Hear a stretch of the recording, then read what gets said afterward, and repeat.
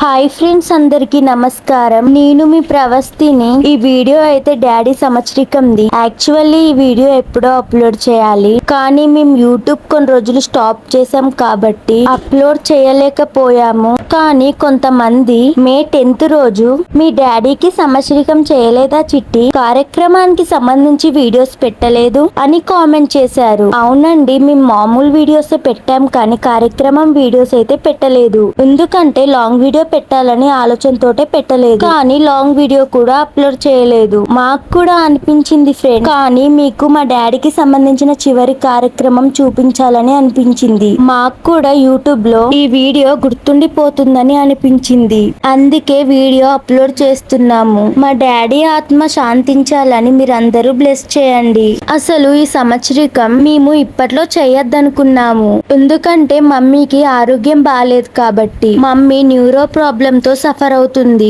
ఒక కార్యక్రమం ఎల్లదీయడం అంటే అంత ఈజీ కాదు కదా ఫ్రెండ్స్. మమ్మే అన్ని పనులు చేసుకోవాలి కాబట్టి కార్యక్రమాన్ని కొన్ని రోజులు పోస్ట్ పోన్ చేయాలనుకుంది.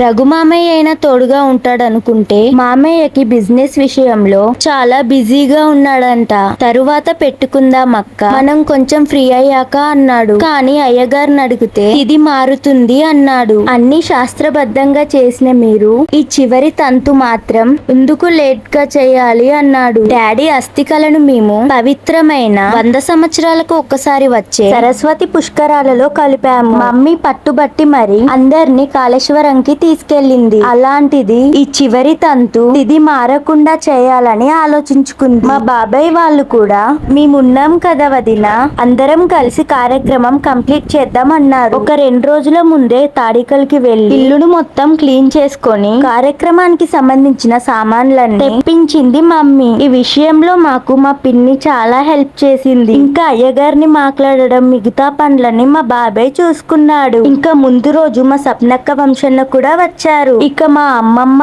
అత్తయ్య వాళ్ళు కార్యక్రమం రోజు ఉదయాన్నే వచ్చారు. ఇంకా మా సప్నక్క అయితే మా డాడీని తలుచుకొని చాలా ఏడ్చింది. అలాగే హైదరాబాద్ నుంచి మా చిన్నత్తయ్య వాళ్ళు కూడా వచ్చారు. చిన్నత్తయ్య వీడియోలో కనిపించగానే ఒకరిద్దరు మీ అత్తయ్యకి ఆరోగ్యం బాలేదా, సరిగ్గా నడవట్లేదు అని అడిగారు. మాకైతే ఏం చెప్పాలో కూడా అర్థం కావట్లేదు. ఏదో మా కుటుంబానికి సుడిలాగా చుట్టుకపోయింది. ఎవరో చేసిన పాపాలు మా కుటుంబాన్ని పట్టి పీడిస్తున్నాయి. ఇది నేనంటున్న మాట కాదండి, తాడికల్లో మా కులం వాళ్ళందరూ అనుకుంటున్న మాట. డాడీ సంవత్సరికం రోజు బాధపడని వారు లేరు. మమ్మల్ని దగ్గరికి తీసుకొని అస్సలు బాధపడకండిరా, మీకు మంచి రోజులు వస్తాయి, మేమందరం ఉన్నాము. మీ కుటుంబానికే ఎందుకు ఇలా అవుతుందో మాకు అర్థం కావట్లేదని బాధపడ్డారు. మా చిన్నత్తయ్య గత కొన్ని సంవత్సరాలుగా షాపింగ్ మాల్ లో పనిచేస్తుంది. గంటలు గంటలు నిలబడి ఉండడం వల్ల మా అత్తయ్యకి కాళ్ళల్లో సమస్య వచ్చింది. డాక్టర్ కి చూపించి అన్ని రకాల టెస్టులు మా మామయ్య చేయించాడు. ఇంట్లో ఉండి రెస్ట్ తీసుకుంటూ మెడిసిన్ వాడాలని చెప్పారు. అలాగే మా అత్తయ్యకి థైరాయిడ్ సమస్య ఉండడం వల్ల ప్రాబ్లం ఎక్కువైంది. ఇదేనండి మా అత్తయ్య సరిగ్గా నడవలేకపోవడానికి కారణం. ఇది జెనెటికల్ గా వచ్చిన సమస్య కాదంట, వారు చేసే పనిని బట్టి వచ్చిన సమస్య అంట. డాక్టర్స్ ని అన్ని వివరాలు అడిగి తెలుసుకున్నాము. ఎందుకంటే కుటుంబంలో ఆల్రెడీ ఒక వ్యక్తిని కోల్పోయాం కాబట్టి. మా అత్తయ్యకి 3 కొడుకులు. ప్రస్తుతం మా అత్తయ్య మెడిసిన్ వాడుతుంది. ఇప్పుడు మీ డౌట్ క్లియర్ అయిందనే అనుకుంటున్నాము. కార్యక్రమం రోజైతే మమ్మీ డాడీని తలుచుకుంటూ చాలా ఏడ్చింది. మా డాడీ మా మమ్మీ ఒప్పించి పెళ్లి చేసుకున్నా గాని ఎప్పుడు సంతోషంగా లేరంట. పెళ్ళైన సంవత్సరంన్నరకే డాడీకి ఈ డిసీజ్ ఉందని బయటపడిందంట. అప్పుడు నేను మమ్మీ కడుపులో ఉన్నానంట. అప్పట్లో వెరికోస్ వెయిన్స్ కి హాస్పిటల్స్ తక్కువగా ఉన్నాయంట. ఇంకా మమ్మీ కేవలం హైదరాబాద్ లోనే మంచి హాస్పిటల్స్ ఉన్నాయని హైదరాబాద్ లో అపోలో హాస్పిటల్ కి తీసుకెళ్లిందంట. అప్పుడు అపోలో హాస్పిటల్లో మా పెద్ద మామయ్య కూడా వర్క్ చేస్తున్నాడంట. చిన్న పిల్లనైనా నన్ను పట్టుకొని మమ్మీ హైదరాబాద్ లోని హాస్పిటల్స్ కి డాడీని తీసుకొని రెగ్యులర్ గా వెళ్లేదంట. అక్కడ డాక్టర్ చంద్రశేఖర్ సార్ అని వెరికోస్ వెయిన్స్ లో సర్జన్ అంట. హైదరాబాద్ లోనే గుర్తింపు పొందిన డాక్టర్ అంట. మీకు మా జీవితాలు కేవలం సోషల్ మీడియాలోకి వచ్చిన తర్వాత మా డాడీతో మేము ఎదుర్కొన్న ఒక 3 నెలల జీవితం మాత్రమే మీకు తెలుసు. దానికే చాలా మంది బాధపడ్డారు. అయ్యో చిట్టి తల్లులు, చిన్న వయసులోనే మీ జీవితం ఇలా అయిపోయిందా అని అన్నారు. మిగతా 14 సంవత్సరాల జీవితం మేము ఎదుర్కొన్న స్ట్రగుల్స్, ఆర్థిక ఇబ్బందులు, మేము కోల్పోయిన జీవితం ముందుగా మా మేనత్తలకు, తరువాత మా మేనమామ మామలకు తాడికల్ అండ్ రామన్నపల్లె వాళ్ళకే తెలుసు. ప్రతిదీ సోషల్ మీడియాలో షేర్ చేసుకోలేం కదా ఫ్రెండ్స్. మా చిన్నతనం నుంచి మేము ఎదుర్కొన్న స్ట్రగుల్స్, మా మమ్మీ పడ్డ కష్టాలు తెలియజేయాలంటే యూట్యూబ్ లో వీడియోస్ సరిపోవేమో. ఒక్కరోజు కూడా మేము తృప్తిగా ఉన్నది లేదు. పండగలకు, ఫంక్షన్స్ కి, సంతోషాలకి అన్నిటికీ దూరం అయిపోయాం. మా అత్తయ్య వాళ్ళు ఇప్పటికి కూడా అంటారు, మమ్మీ కాకుండా డాడీ జీవితంలోకి ఎవరొచ్చినా డాడీ ఇన్ని సంవత్సరాలు బతికేవాడు కాదని అంటారు. డాడీని కాపాడడానికే మమ్మీ డాడీ జీవితంలోకి వచ్చిందని అంటారు. ఎందుకంటే మమ్మీ తన సర్వస్వాన్ని కోల్పోయింది ఫ్రెండ్స్. డాడీ చనిపోయిన తర్వాత మమ్మీకి డాడీ గురించి ఊహించని కొన్ని విషయాలు తెలిసినా కూడా రఘుమామయ్యతో చెప్పుకుంటూ బాధపడింది. రఘుమామయ్య ఒక్కటే అన్నాడు, ఆయన చేసిందే మోసం, మళ్ళీ ఇవన్నీ విషయాలు డిస్కషన్ అవసరం లేదు అన్నాడు. ఇవన్నీ ఆలోచించుకుంటూ నీ ఆరోగ్యం పాడు చేసుకోవద్దు అన్నాడు. చిట్టి వాళ్ళ కోసమైనా నువ్వు స్ట్రాంగ్ గా ఉండాలక్క అన్నాడు. డాడీ ఎన్ని తప్పులు చేసినా కూడా మమ్మీ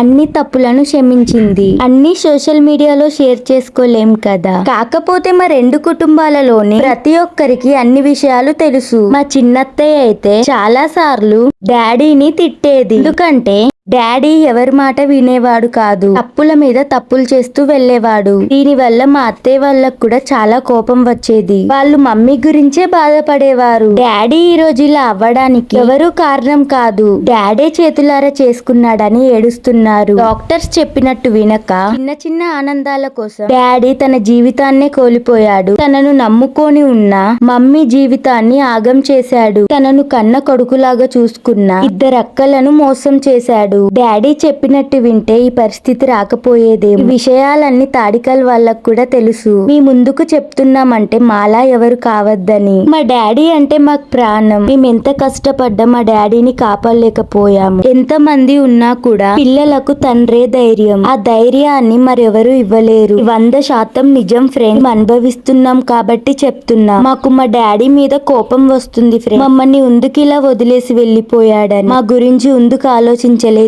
మా గురించి ఒక్క క్షణం ఆలోచించి మమ్మీ అత్తయ్యలు చెప్పినట్టు వింటే ఈ రోజు మాకి పరిస్థితి రాకపోయేది. ఇప్పటి నుంచి మేము ఎన్ని సంవత్సరాలు ఇలా డాడీ లేడని బాధపడాలి? ఈ లోటును ఎవరు తీర్చాలి? ఇది కేవలం మాలాగా అనుభవిస్తున్న వాళ్ళకే, లేదా అర్థం చేసుకున్న గొప్ప మనసున్న వాళ్ళకే అర్థం అవుతుంది. ఇంకా ఎవరికి అర్థం కాదు. ప్రస్తుత సమాజంలో ఆడపిల్లలకు సెక్యూరిటీ లేకుండా పోయింది. కాబట్టి మా భయాలు మాకుంటాయి కదా. అదే డాడీ ఉంటే మాకీ భయం ఉండకపోయేది. కాబట్టి అందరూ ఒకటి గమనించండి. తల్లిదండ్రులుగా పిల్లలకు జన్మనిచ్చాక వారి స్వార్థం పక్కన పెట్టి వారి చెడు అలవాటు మానేసి దయచేసి పిల్లల గురించి ఆలోచించండి. మీ లోటు తీర్చలేనిది మీ పిల్లలకు మీ అవసరం చాలా ఉంది. వారికి మీరు లేని లోటు జీవితకాలం బాధనిస్తుంది. పైకి నవ్వుతూ కనిపించిన లోపల ఏదో బాధ వెంటాడుతూనే ఉంటుంది. ప్రతి పేరెంట్స్ మీటింగ్ కి అందరి తల్లిదండ్రులు అటెండ్ అయితే మీ పిల్లలు ఒప్పుకోలేని బాధను అనుభవిస్తారు. ఇలా ఒక్కటని కాదండి, మీ పిల్లల ప్రతి అడుగులోనూ మీ అవసరం చాలా ఉంటుంది. ప్రేమ